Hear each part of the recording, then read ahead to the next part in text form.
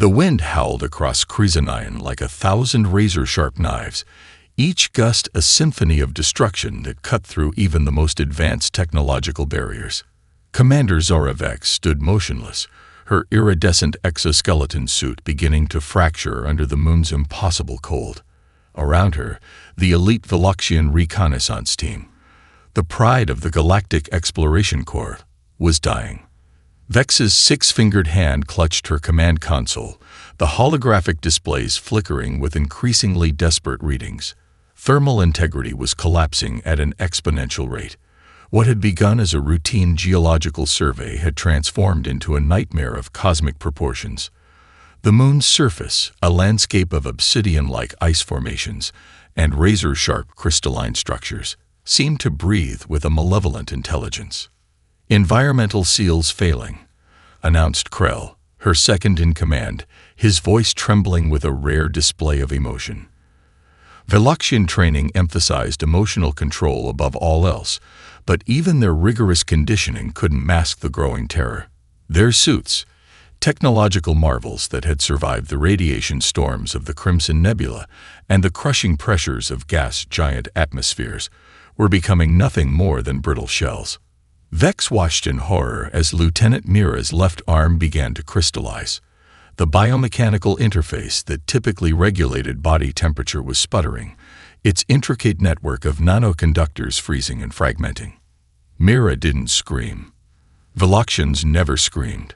But her eyes, those deep obsidian eyes that had seen countless alien worlds, now reflected a primal fear that transcended their species' stoic reputation. The team had landed on Chrysanine with supreme confidence. Their long-range scanners had indicated potential rare mineral deposits, a discovery that could revolutionize interstellar energy production. The Veloxian High Council had personally selected this team, believing they represented the pinnacle of evolutionary and technological achievement. Now that same confidence was shattering faster than their environmental suits. Temperature readings continued to plummet. -150 degrees Celsius, then -170. Each degree was a death sentence, each moment bringing them closer to becoming nothing more than intricate ice sculptures scattered across this unforgiving lunar landscape. Vex activated the emergency communication protocols, her movements becoming increasingly mechanical as her own suit began to fail. Standard transmission frequencies were useless here. The moon's unique magnetic composition created a communication dead zone that should have made rescue impossible. Yet, something deep in her training, a faint protocol reserved for absolute last resort scenarios, suggested one final option. Her fingers, now moving with increasing difficulty, entered a complex sequence. It was a quantum entanglement communication method, theoretically capable of penetrating any environmental interference. Most Veloxian scientists considered it more of a theoretical concept than a practical tool. Vex had always been different. She believed in possibilities beyond conventional understanding. As she initiated the transmission, the first of her team members began to completely freeze. Not just their exterior, but their entire biomechanical structure. Lieutenant Krell's body transformed into a perfect, horrifying statue of crystalline precision. His final expression, a mixture of professional acceptance and underlying terror, would be forever preserved in this moment of absolute failure. The communication device in Vex's suit made a sound unlike anything in its previous operational history, a high-pitched whine that seemed to bend the very fabric of quantum communication. For a moment, nothing happened. Then, impossibly, a signal returned. Weak, distant, but undeniably present. Vex didn't know it yet, but her last-ditch effort had reached something. Someone. A rescue beacon that would challenge everything the Veloxian civilization believed about survival, about technology, and about the universe itself. As consciousness began to slip away, Commander Zara Vex saw something in the distance, a faint light breaking through the perpetual darkness of Chrysanine, a light that carried with it the first whispers of an impossible rescue. The bridge of the SS Prometheus hummed with a carefully calibrated tension, Captain Jack Harper studied the holographic display, his weathered fingers tracing the impossible thermal readings from Chrysanine. Most captains would have dismissed the quantum entanglement signal as a system error. Most would have continued their standard patrol route through the Outer Rim territories. But Jack Harper was not most captains. Confirmed those readings, Lieutenant Rodriguez. He commanded, his voice a low growl that carried decades of space exploration experience. Marina Rodriguez, the ship's primary navigation and communication specialist, worked her console with practiced efficiency. Her fingers danced across holographic interfaces, running multiple verification protocols simultaneously. Confirmed, Captain. She responded, a note of disbelief threading through her professional tone. It's a Veloxian quantum distress signal. We're looking at a team in complete thermal collapse. Their environmental suits are failing at a rate I've never seen before. The bridge crew exchanged glances. Humans and Veloxians had a complicated relationship. First contact had been anything but smooth. The Veloxian Imperium had initially viewed humans as primitive upstarts, a species more interested in survival than true technological advancement. Countless diplomatic missions had ended in cold, calculated dismissals. Jack Harper knew the history intimately. He had been part of the initial human diplomatic missions, had sat through countless meetings where Veloxian ambassadors looked down their multi-jointed appendages at human representatives. They considered human adaptation techniques primitive, our biological modifications a crude mockery of true technological evolution. Now, those same Veloxians were dying on a moon that would become their tomb. Prepare Rescue Module Alpha, Harper ordered. Full environmental protection protocols. I want everything we've got. Thermal regulators, quantum stabilizers, bioadaptive interfaces. Chief Engineer Alex Donovan approached the captain, a holographic schematic of the rescue module floating between them. Sir, the thermal differential is beyond our standard parameters. We're talking about a temperature range that would freeze plasma in milliseconds. Our standard suits might last minutes, not hours. Harper's smile was something between a grimace and a predatory grin. Not our standard suits, Donovan. Prepare the Helios 7 prototypes. A ripple of understanding passed through the bridge crew. The Helios 7 was more than a suit, it was a living system. Developed through decades of human space exploration, it represented the pinnacle of biological and technological adaptation. Where Veloxian technology created barriers between organism and environment, the Helios 7 worked in complete symbiosis with the human body. Microscopic nanoconductors would integrate directly with human physiology. Adaptive genetic sequences would modify metabolic processes in real time. The suit wasn't just protection, it was an extension of human survival instinct. The rescue module detached from the Prometheus with surgical precision. As it approached Chrysanine, the moon's surface became a nightmare of geometric ice structures and radiation-twisted geological formations. Sensors mapped impossible thermal gradients, areas where temperature could shift by hundreds of degrees within meters. Inside the module, the rescue team prepared. 4 humans, each a specialist in extreme environment survival. Jack Harper would lead personally, something no Veloxian commander would ever consider. For humans, leadership wasn't about status. It was about taking the greatest risk. Thermal stabilization at 92%, announced Rodriguez from the ship's communication station.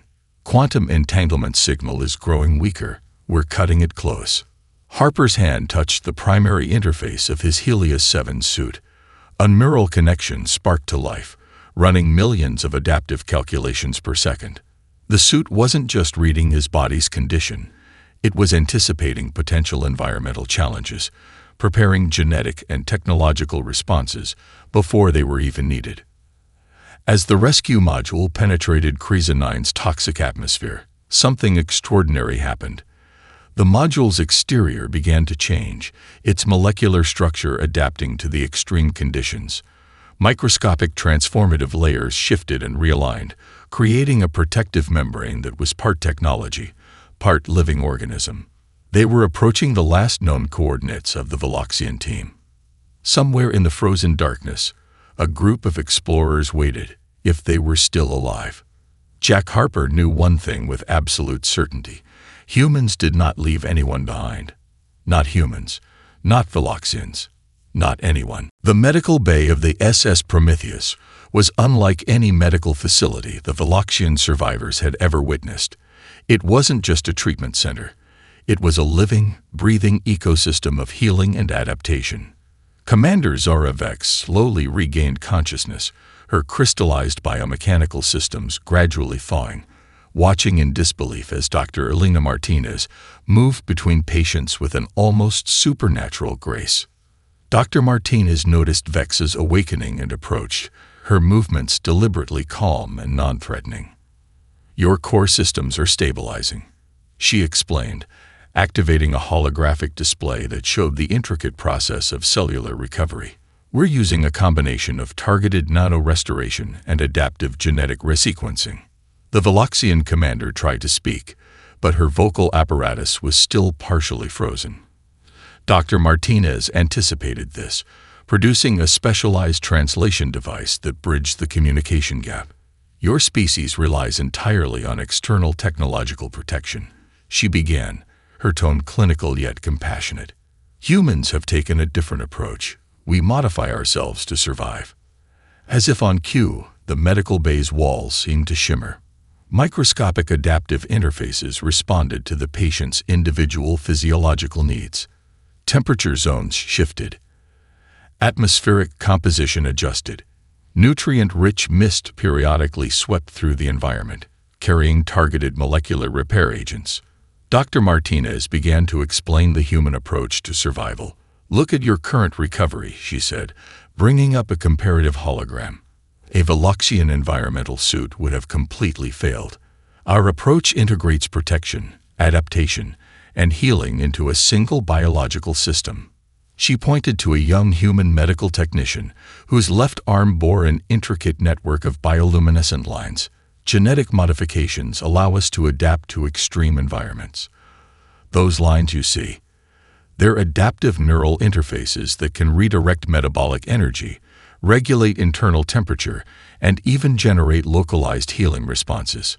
Vex's translating device picked up the nuances of Martinez's explanation. The human wasn't just describing a technological solution. She was revealing a fundamental difference in philosophical approach to survival. "Humans evolved on a planet of extremes," Martinez continued. "Earth wasn't a uniform environment. We survived ice ages, volcanic eruptions, extreme weather patterns. Our biology learned to be our first line of defense." She activated another display showing human genetic adaptation histories, how populations in different planetary regions had developed unique survival mechanisms over generations. The medical bay's chief engineer, Alex Donovan, joined the conversation. His own body showed signs of extensive modification, neural interface ports along his spine, microscopic cooling mechanisms visible beneath his skin, subtle muscular enhancements that spoke of generations of space adaptation. "Take my great-grandmother," Donovan interjected. "She was part of the first Mars colonization efforts. Her genetic line developed enhanced radiation resistance, improved oxygen processing, and accelerated cellular repair mechanisms. These aren't just modifications, they're evolutionary responses." Vex watched in growing fascination. The Veloxian approach had always been to create perfect external technologies. Humans seemed to view their own bodies as the ultimate technology, constantly modifying, constantly improving, treating biology as a dynamic, adaptable system rather than a fixed state. Dr. Martinez demonstrated by showing Vex's own recovery process. Microscopic repair drones, living, organic machines, were systematically rebuilding her crystallized cellular structures. But these weren't simple mechanical tools. They were adaptive organisms that could make real-time decisions based on cellular need. "We don't just survive," Martinez explained. "We integrate. Our technology doesn't protect us from the environment. It helps us become part of the environment." The implications were staggering. The Veloxians had always believed in creating perfect barriers between organism and environment. Humans were showing a fundamentally different approach, becoming adaptable enough to survive anywhere. As if to punctuate her point, a young human medical technician walked past, her skin displaying subtle color-changing properties that responded to ambient temperature and radiation levels. Another team member's eyes reflected a slight metallic sheen, advanced corneal modifications that provided enhanced visual processing in low-light environments. Commander Vex realized something profound was happening. This wasn't just a rescue. This was a fundamental challenge to everything her civilization understood about survival, about technology, about the very nature of adaptation. The humans weren't just saving the Veloxian expedition. They were offering a completely new perspective on what it meant to be a spacefaring species. The mess hall of the SS Prometheus was unlike any medical recovery space the Veloxian survivors had ever experienced. It wasn't a sterile environment of clinical precision, but a living, breathing space of unexpected intimacy and connection. Nurse Maria Rodriguez moved between the recovering Veloxian patients with a deliberate grace that defied their species' initial expectations. Commander Zara Vex watched in growing bewilderment as Maria prepared a meal. Not a standard medical nutrient solution, but something that seemed to challenge every concept of medical treatment the Veloxians understood.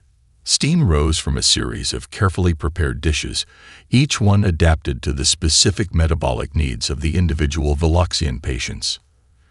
Traditional earth cooking, Maria explained, noting Vex's curious gaze. My abuela, my grandmother, always said that healing is about more than just physical restoration. It's about connection, about comfort. The meal preparation was a choreographed dance of scientific precision and cultural warmth. Each dish was a carefully calculated blend of nutrients, molecular structures designed to accelerate cellular repair, and something more intangible, a sense of care that went beyond mere medical treatment. Lieutenant Krell, one of the rescued Veloxians, tentatively approached a dish prepared specifically for his biochemical makeup. The Veloxian metabolism was notoriously complex, requiring precise nutritional balances that most species found impossible to replicate. Yet Maria had done more than replicate. She had created a meal that seemed to understand the very essence of Veloxian nutritional needs. In our culture, Vex found herself explaining to Jack Harper, who sat nearby, nutrition is a purely functional process. Efficiency is paramount. We consume precisely calculated nutrient compounds that provide optimal metabolic support. Harper's laugh was warm, unexpected. And where's the joy in that? He responded, his eyes twinkling with a mixture of humor and profound understanding. The mess hall became more than a recovery space. It transformed into a center of cultural exchange. Humans moved between the Veloxian patients, sharing stories, offering comfort in ways that went far beyond medical protocol. A young technician named David sat with a critically injured Veloxian, teaching him human card games. Another crew member, Sarah, was using a translation device to share stories of human space exploration. Marina Rodriguez, the ship's communication specialist, explained the human approach. We don't just survive, she said, her fingers tracing a complex pattern on a holographic display. We connect. Every challenge is an opportunity to understand, to build relationships. The Veloxians were experiencing something unprecedented. Their entire cultural understanding of interaction was based on hierarchical efficiency. Conversations were transactional. Support was a calculated resource. Here, support was something else entirely, a living, breathing connection that seemed to defy all their previous understanding. Captain Jack Harper approached Commander Vex, bringing with him a traditional Earth beverage, a hot tea infused with molecular adapters that would support Veloxian cellular recovery. My grandmother used to say that a good cup of tea can solve more problems than 1,000 technical manuals, he said, setting the steaming cup down. Vex studied the cup. The steam carried complex molecular structures, adaptive compounds that would support her ongoing cellular restoration. But it was more than a medical treatment. It was an invitation, a gesture of connection that transcended the clinical boundaries the Veloxians were accustomed to. Throughout the mess hall, similar scenes played out. Humans didn't just treat the Veloxian survivors. They embraced them. They shared stories. They offered comfort. Each interaction was a subtle lesson in a fundamentally different approach to survival. A young Veloxian medical officer named Lyra found herself learning human knitting techniques from an elderly crew member. Another was engaged in a complex discussion about comparative galactic histories with the ship's cultural anthropologist. These weren't just interactions. They were bridges between entirely different ways of understanding existence. Commander Vex realized something profound was happening. The humans weren't just saving the Veloxian expedition.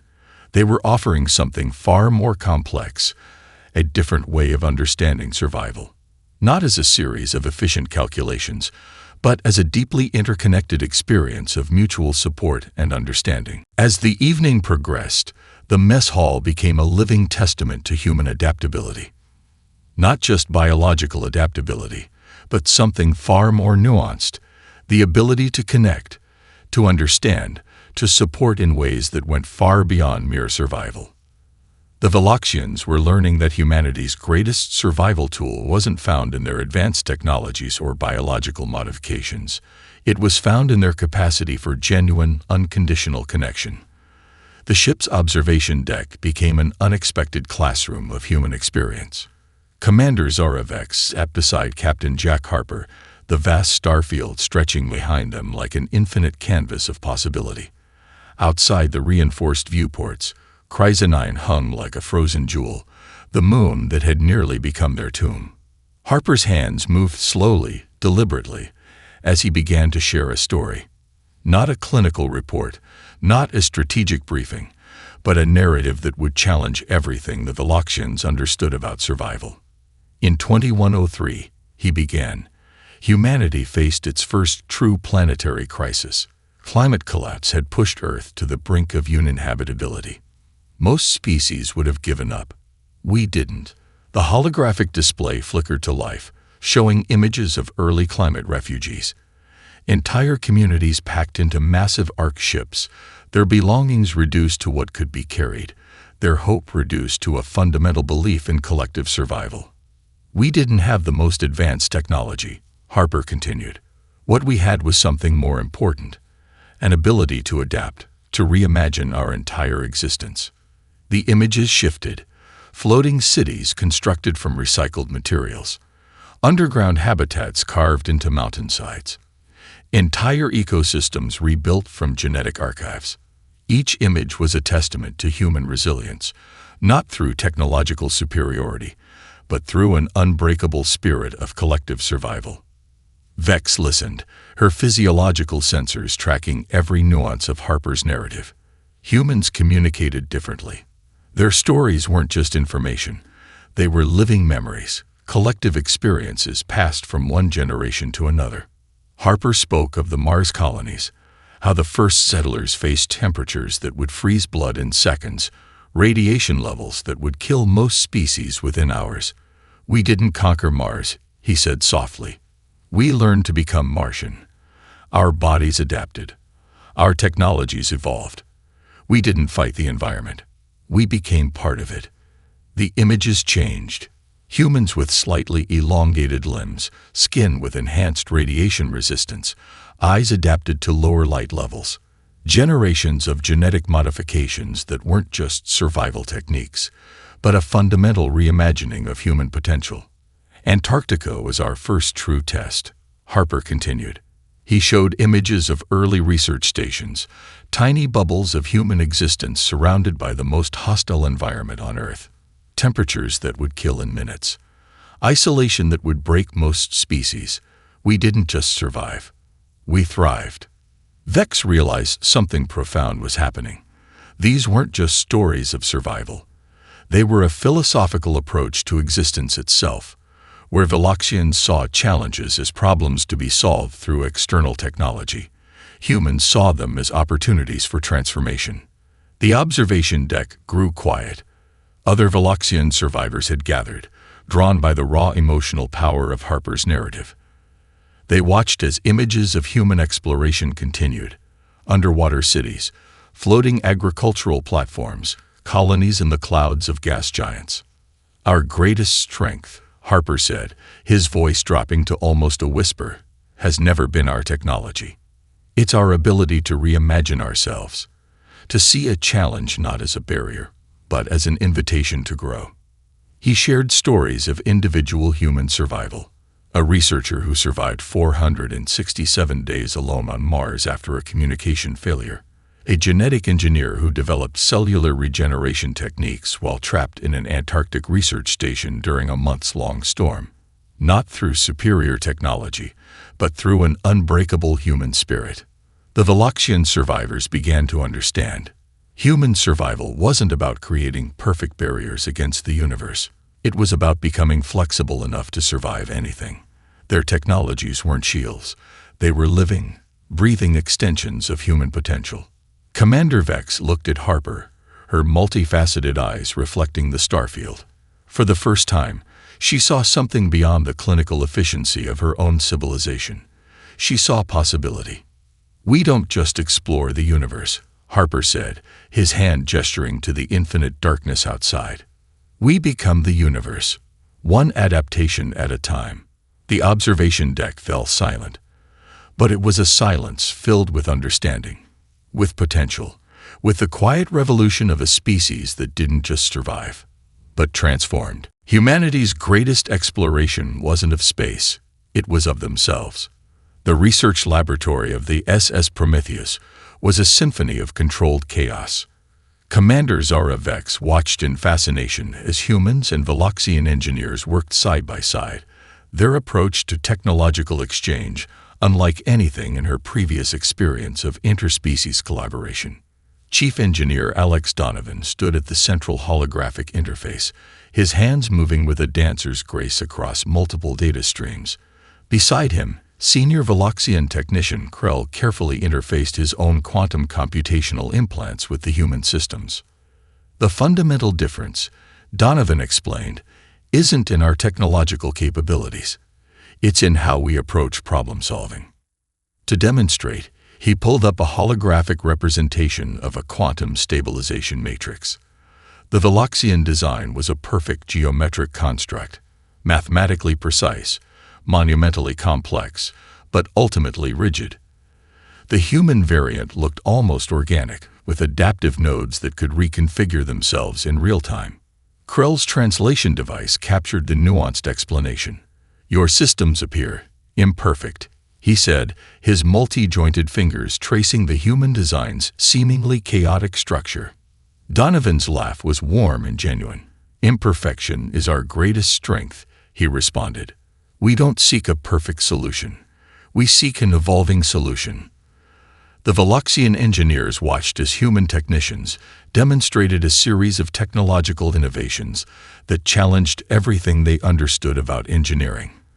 A communications array that could adapt its frequency based on environmental interference. A propulsion system that drew energy from multiple potential sources, constantly recalibrating its efficiency. Marina Rodriguez, the ship's communication specialist, showed how human technological development differed fundamentally from Veloxian approaches. We don't design technology to be permanent, she explained. We design it to be adaptable. She demonstrated a neural interface that could be modified in real time. Where Veloxian interfaces were precise, unchanging systems, the human version was a living, breathing network that could literally rewire itself based on user needs. Commander Vex observed the exchange with growing fascination. The Veloxian approach had always been about creating the most advanced, most perfect technological solution. Humans seemed to view technology as a collaborative partner, something that could grow, change, and evolve alongside its users. A young human engineer named Sarah approached with a device that looked almost alive. Adaptive metamaterial, she explained to the Veloxian observers. It can change its molecular structure based on environmental needs. Radiation shielding one moment, thermal regulator the next. The Veloxian engineers were beginning to understand something profound. Human technology wasn't about creating the perfect shield against the universe. It was about creating systems that could become part of the universe. Krell interfaced his computational implants with a human adaptive system. For the first time, he experienced something beyond pure data transfer. The system didn't just receive information. It suggested potential interpretations, offered alternative computational pathways. "Your technologies are alive," he said, his translation device capturing the wonder in his voice. Alex Donovan nodded. "Technology isn't something we create to control the universe," he explained. "It's something we develop to understand the universe, to become part of it." The laboratory became a crucible of technological exchange. Veloxian quantum computational techniques merged with human adaptive design principles. Rigid architectural approaches became fluid, dynamic systems. Mathematical precision found a partner in biological flexibility. Commander Vex watched as her own team's engineers began to see technology differently. No longer a tool to be perfected, but a living system to be understood. No longer a barrier between species and environment, but a bridge. "We've been protecting ourselves from the universe," one Veloxian engineer said, her translation device capturing the dawning realization. "Humans are learning to dance with it." As the research continued, something extraordinary happened. The technologies began to merge in ways nobody had anticipated. A Veloxian quantum stabilization matrix became something new. Part precise calculation, part adaptive potential. A human neural interface transformed into a system of unprecedented computational complexity. Technological exchange became something more than information transfer. It became a conversation. A collaboration between two fundamentally different approaches to understanding existence. The universe, it seemed, had been waiting for this moment of connection. The conference room of the SS Prometheus was unlike any diplomatic space the Veloxian delegation had ever experienced. Where their own negotiation chambers were precise geometric constructs of cold efficiency, this room felt alive. Adaptive lighting that responded to emotional states, chairs that adjusted to individual physiological needs, walls that seemed to breathe with a subtle, welcoming energy. Commander Zara Vex stood at the center of this transformation, her entire understanding of interstellar relations systematically dismantling itself. Captain Jack Harper sat across from her, not as a conquering hero, but as a collaborative partner. "Exploration is not about conquest," Harper began, activating a holographic display that showed centuries of human space exploration. "It's about understanding." The display was a living history, not a clinical record, but a narrative of human interaction with the universe. Images shifted from early space missions to complex cultural exchanges. Each moment told a story of adaptation, of reaching out rather than pushing back. Vex watched as scenes of human exploration unfolded. Unlike Veloxian expansion, which was always about resource acquisition and territorial marking, human exploration seemed almost organic. They didn't just map new worlds. They learned from them. They became part of them. A series of images showed human research teams on various planets, not conquering, but collaborating, working alongside native ecosystems, developing technologies that supported existing life forms rather than replacing them. "We've learned," Harper continued, "that the universe is not a problem to be solved. It's a conversation to be understood." The Veloxian delegation shifted uncomfortably. Their entire cultural paradigm was built on the concept of technological superiority. Expansion meant domination. Progress meant controlling increasingly hostile environments. Humans were suggesting something radically different. That progress might mean understanding, adapting, becoming. Marina Rodriguez, the ship's communication specialist, shared stories of human cultural exchanges, how each new world wasn't a territory to be claimed, but a story to be understood. How human explorers spent years learning local communication systems, biological rhythms, social structures. "We don't seek to replace," she explained. "We seek to understand." The holographic display showed something extraordinary. Moments of human failure. Missions that had gone wrong. Entire expeditions lost. But instead of hiding these moments, humans celebrated them as critical learning experiences. Each failure was a step toward understanding, not a mark of weakness. Commander Vex realized something profound was happening. The humans weren't just offering a different approach to exploration. They were offering a different philosophy of existence. Alex Donovan, the chief engineer, demonstrated this philosophy practically. He showed how human technologies were designed with built-in adaptability. Systems that could learn, change, evolve.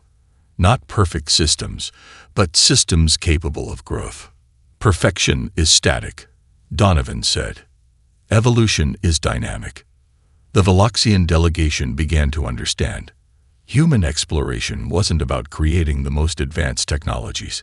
It was about creating the most adaptive ones. Technologies that could change, learn, become something new. Vex thought about her own civilization's approach. Veloxians had always sought to create perfect barriers between themselves and the universe.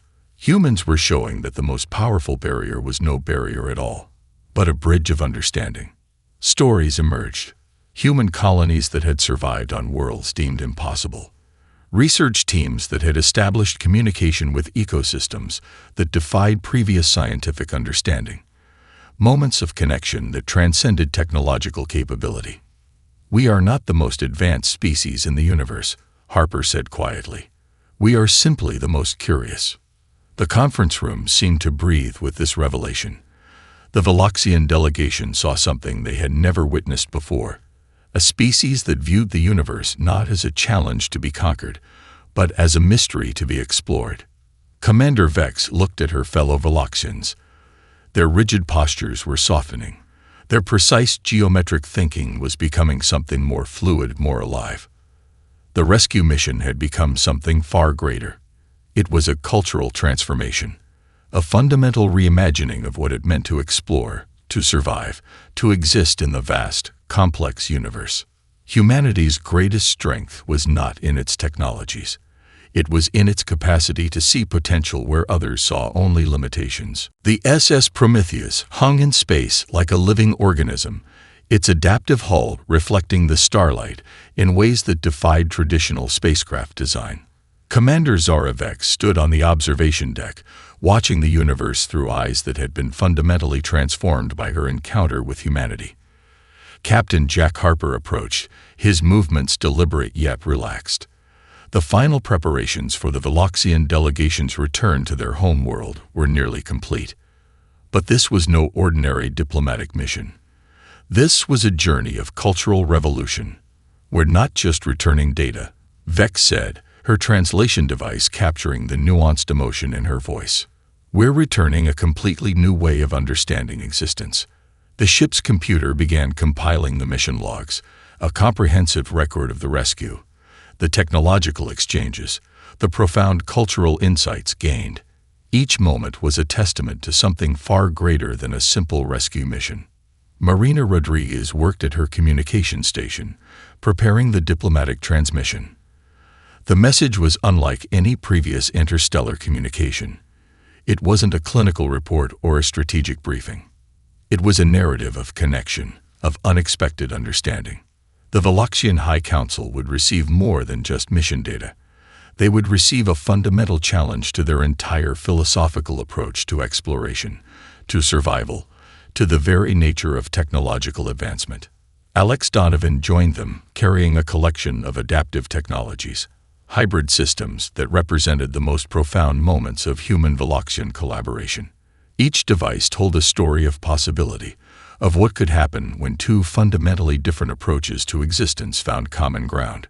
"We're not just sharing technology," Donovan explained.